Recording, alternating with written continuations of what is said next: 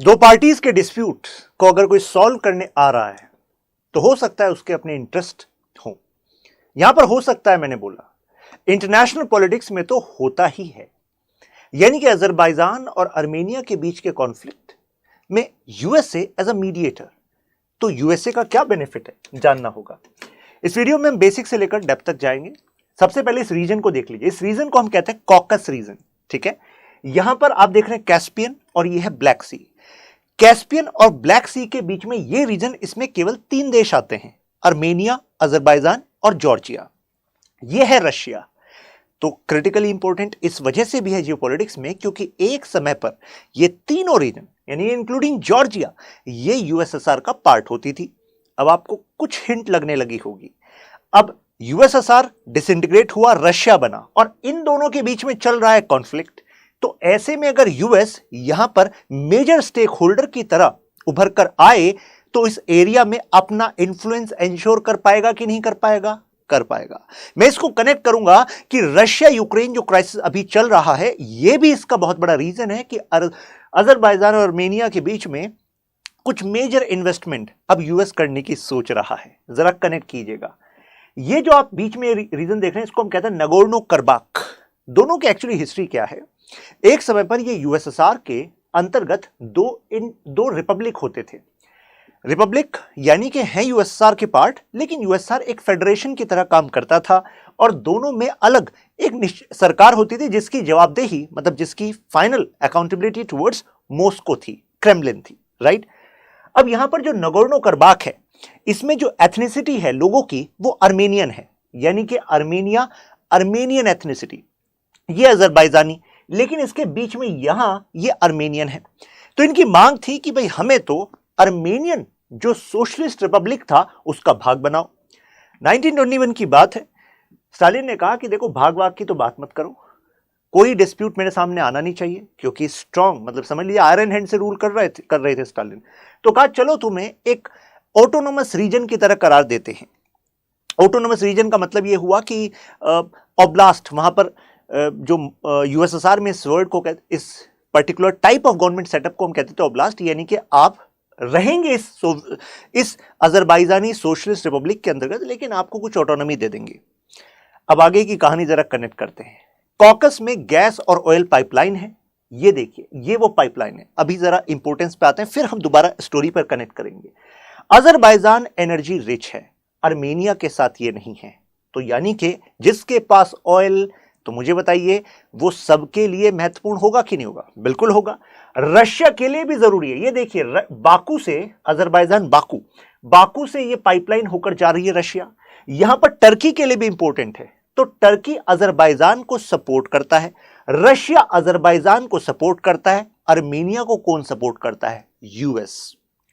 Christian dominated reason, यहां पर यह है आर्मेनिया, क्रिश्चियन डोमिनेटेड रीजन। तो यहां पर वहां से सपोर्ट आता है और ये न्यूमेरस पाइपलाइन है, ये आप देख ही रहे हैं।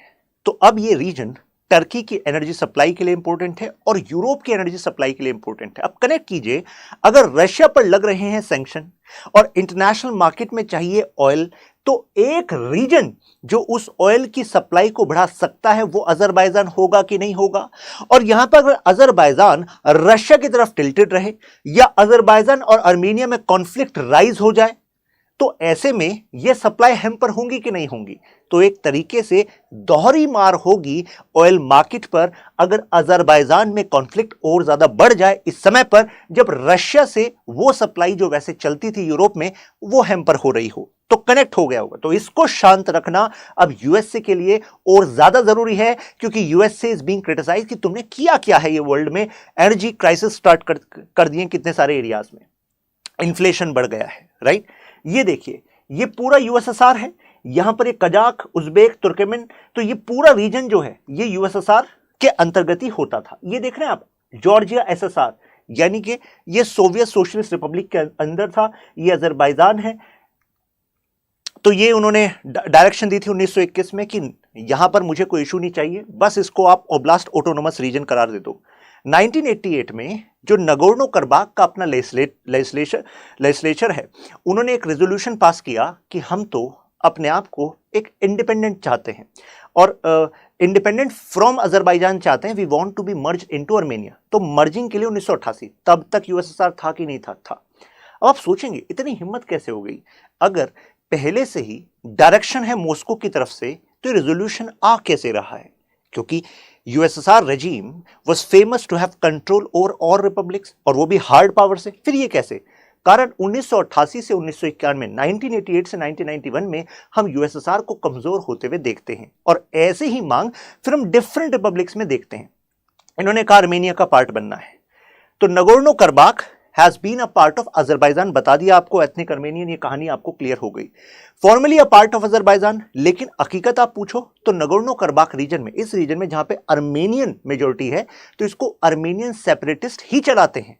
ये आता अजरबैजान के अंडर है, लेकिन आर्मेनियन सेपरेटिस्ट जो अलग होने की, आर्मेनिया के साथ होने की मांग करते हैं, वही इसकी सरकार को चलाते हैं। और ऐसे चलाने में सपोर्ट कहां से मिलता है? आर्मेनिया से मिलता है। आर्मेनिया को सपोर्ट कहां से मिलता है? यूएस से मिलता है, क्योंकि अजरबैजान क्लोज है रशिया के, क्लोज है टर्की के, और टर्की तो आप सबको पता है वो यूएसए के सुर में बोलता नहीं है। टर्की पर भी सैंक्शन, ईरान पर भी सैंक्शन, रशिया पर भी सैंक्शन, और तीनों जो देश हैं, ये तीनों देश इस बाउंड्री से कनेक्ट करते हैं, जिसको हम अजरबैजान, कॉकस रीजन कहते हैं, अजरबैजान, आर्मेनिया, जॉर्जिया, राइट।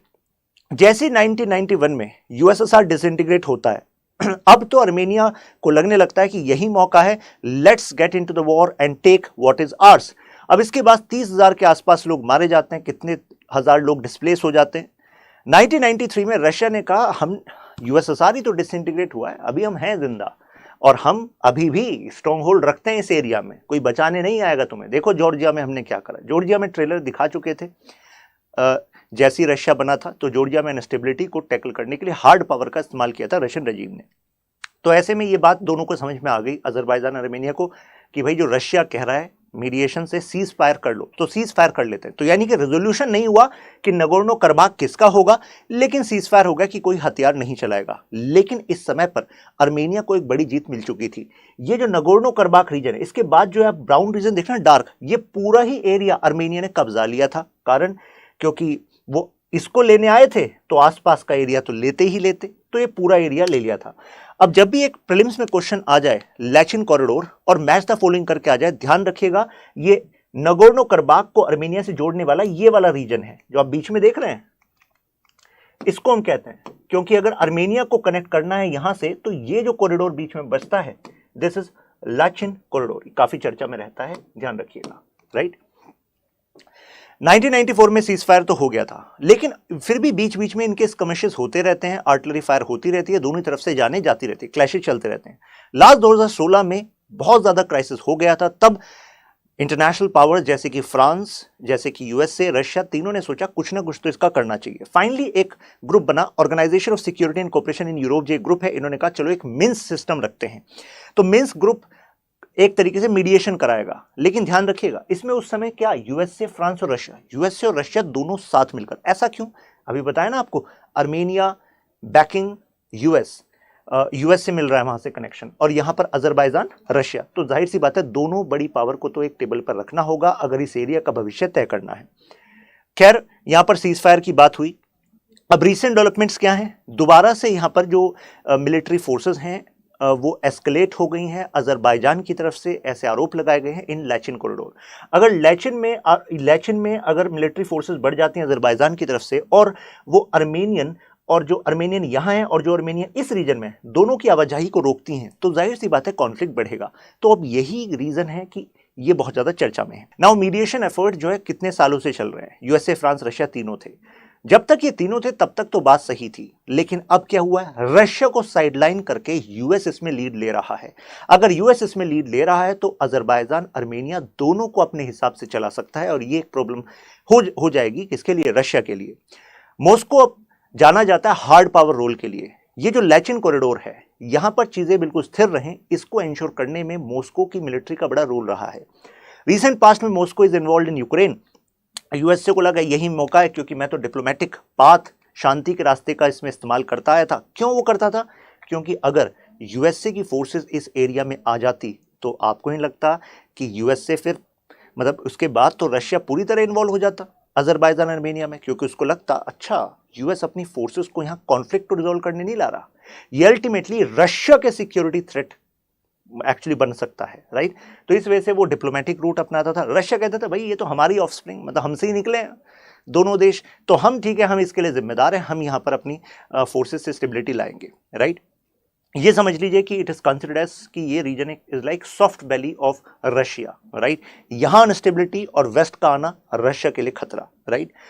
अब बिटर डिवाइड है यहां पर रशिया और वेस्ट में रिसेंट में, और इस वजह से हार्ड पावर का डिप्लीशन बताया आपको हो गया है, क्योंकि वो वहां उस तरफ इन्वॉल्व हैं। तो अब देखिए क्या हुआ है यूएसए का लेटेस्ट मूव। तो यूएसए ने दोनों को बुलाकर और यहां पर टॉक स्टार्ट करी हैं। तो यहां पर दोनों देशों के लीडर्स जो हैं वो उनके जो सुर हैं, उनकी जो जॉइंट स्टेटमेंट है, उससे लगता है कि यूएसए के फॉर्मूला से वो आगे बढ़ने की कोशिश कर रहे हैं। लेकिन रशिया का कहना है ऐसा हो नहीं सकता। रशिया और टर्की दोनों एक मेन पावर है इस रीजन के, तो जब रशिया को इन्वॉल्व नहीं करोगे, टर्की को इन्वॉल्व नहीं करोगे, दोनों के बॉर्डर इश्यूज हैं, दोनों ने इतना इन्वेस्ट किया है इस कॉन्फ्लिक्ट को स्टेबल करने में, तो इट इज़ लाइक कि अब तक हम करते आए और अब जो है फाइनल पारी आप खेलने की सोच रहे हो, ऐसा कैसे हो सकता है। मिस्टर पुतिन का कहना है कि इससे पहले 2020 में एक जो फॉर्मूला, जो तरीका मिस्टर पुतिन ने दिया था, रशिया ने दिया था, वही बेस्ट है, उसका कोई अल्टरनेटिव है नहीं। अब जो इनका कॉन्फ्लिक्ट है, जो अजरबैजान टेरिटरी का और इनका, तो ये कॉन्फ्लिक्ट जो है अभी थमने वाला नहीं है, ऐसा कोई क्लैरिटी लग नहीं रही है। इन मतलब दोनों एक दूसरे को दे आर एक्चुअली जिम्मेदार ठहरा रहे हैं। Promoting pro American politicians, this is what can happen, यानी कि अगर अजरबैजान आर्मेनिया के कॉन्फ्लिक्ट रिजॉल्व हो जाए तो आर्मेनिया में तो प्रो अमेरिकन पॉलिटिशियन होने का पूरा चांस है ही। रशिया को डर यह है कि कहीं अजरबैजान में भी ना हो जाए, क्योंकि अजरबैजान यूरोप की सिक्योरिटी के, यूरोप की इकोनॉमिक सिक्योरिटी यानी कि ऑयल सप्लाई के लिए इंपॉर्टेंट है। तो कहीं वो अपने फायदे वाले पॉलिटिशियन को पैसा दे दें कि चलो तुम्हें चुनाव जितवाएंगे, तुम्हें इंस्टॉल करेंगे, तो ऐसे में वो आगे जो एनर्जी सप्लाई, जो पाइपलाइन रशिया तक जा रही है, कहीं उसमें कम फोकस करें और बाकी जगह ज़्यादा फोकस करें, तो रशिया को नुकसान हो सकता है, राइट। तो ऐसे में रशिया चाहता है कि ऐसा कोई आर्मेनियन प्राइम मिनिस्टर आए जो मोर लोयल रहे रशिया के लिए भी। तो रशिया चाहता है अजरबैजान आर्मेनिया दोनों में रशिया का ही इन्वॉल्व, यानी कि एक तरीके से वहां उसके इंटरेस्ट कॉम्प्रोमाइज नहीं होने चाहिए, राइट। इनसिक्योरिटी है अमंग द पॉपुलेशन, यानी कि प्रोपेगेंडा फैलाया जा रहा है, ऐसा कहा जा रहा है कि Armenia can not survive without Russia. तो ये किसका कहना है? वेस्ट का, कि भाई तुम चाह रहे हो कि रशिया के बिना कुछ हो ही नहीं सकता। बिल्कुल हो सकता है, हम मिलकर कर सकते हैं, लेकिन रशिया का कहना है नहीं है, मेरे बिना कुछ हो ही नहीं सकता। कारण मेजर जो एरिया है ये मेरे पास है और अब तक मैं ही सपोर्ट करता आया हूं, तो how can they think of कि कोई भी तरह की सरकार आ जाएगी and they can do as per west, वो ये नहीं देख सकते। अब अगर अजरबैजान की डिफीट हो जाती है तो ये इंडिकेट करती है कि मिलिट्री वल्नरेबिलिटी है आर्मेनिया की, मतलब कि अजरबैजान द्वारा अगर डिफीट कर दी जाती है, और आर्मेनिया को सपोर्ट कौन करता है आप सबको पता है। तो यानी कि दोनों के लिए बेटर यह है कि क्लोज इंटीग्रेशन रहना चाहिए रशिया से। कॉन्फ्लिक्ट में यूएस के इंटरेस्ट इन्वॉल्व हैं, क्योंकि यूएस चाहता है कि क्रिटिकल एनर्जी और ट्रांसपोर्टेशन का जो एरिया है ये हमारे हाथ से जाना नहीं चाहिए। क्योंकि ये देखिए, ये अजरबैजान से जो पाइपलाइन है ये आप देखिए कहाँ तक जा रही है, पूरे यूरोप तक जाती है। ये ब्लैक सी है, ये ट्रांस एड्रियाटिक गैस पाइपलाइन है, ये आपका यूरोप वाला एरिया हो गया, ये आपका ब्लैक सी वाला एरिया हो गया। तो कहने का मतलब ये हुआ कि this is not just for this region, this is important for Europe as well, right. तो गैस और ऑयल पाइपलाइन जो कैस्पियन एनर्जी को यूरोप वाया जॉर्जिया और टर्की, ये की है यूरोपियन डिपेंडेंस की ऑन रशियन एनर्जी। तो अगर ये रीजन उसके फेवर में आ गया तो रशिया की इतनी जरूरत कहां रह जाएगी। और जियोपॉलिटिक्स में ये बहुत महत्वपूर्ण है कि आपकी जरूरत बनी रहनी चाहिए, right. If the conflict escalate further, तो ऐसा हो सकता है कि रशियन मिलिट्री एंगेजमेंट यहां पर हो जाए और ये वाइडर रीजन में फैल जाए। टर्की ने सपोर्ट किया है एथनिक किन्समैन जो आपके अजरबैजान के हैं, और मिलिट्री सपोर्ट भी इनको मिलता आया है। और यह भी कहा जाता है कि टर्की ने सीरिया से मर्सनरीज भी अजरबैजान को सपोर्ट में दी हैं जो आर्मेनिया पर भारी हैं।